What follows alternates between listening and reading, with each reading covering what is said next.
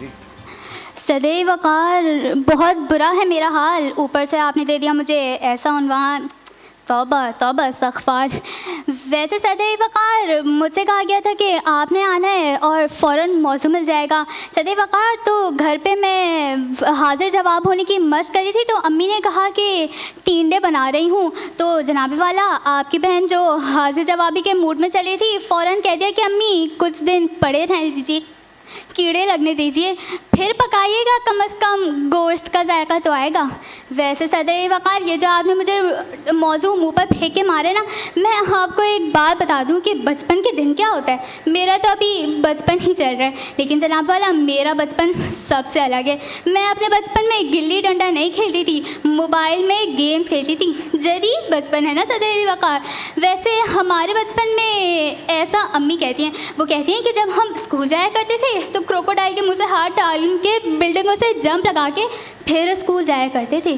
सदैव वक़ार, आज के ज़माने में तो इससे आसान चांद पर जाना है। वैसे सदैव वक़ार, हमारे स्कूल में भी बचपन के दिनों का कोई ख़ासा मज़ा नहीं आता।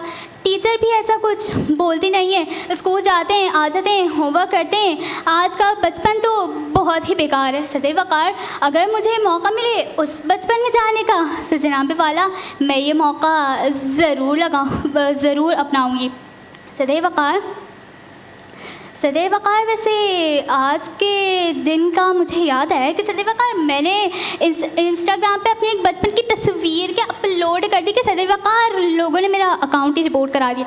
सदैव वक़ार, पूछे में पता चला ऐसा क्यों, तो कहने लगी कि तो वही चमगादड़ है जिसे खा के कोरोना वायरस हुआ था। वैसे सदैव वक़ार, फिर मुझे आ गया गुस्सा। सदैव वक़ार, मैंने कहा कोई शर्म होती है, कोई लिहाज होता है, कोई इज़्ज़त होती है चमगादड़ की। आपने ऐसे ही उस चमगादड़ को मुझसे मिला दिया, उसे कितना बुरा लगेगा। सदैव वक़ार, टाइम भी होता जा रहा है, मैं भी चलती हूँ। जनाब वाला, चलते चलते एक सवाल पूछना चाहती हूँ, क्या आपके टूथपेस्ट में नींबू और नमक है? बहुत शुक्रिया। ओके।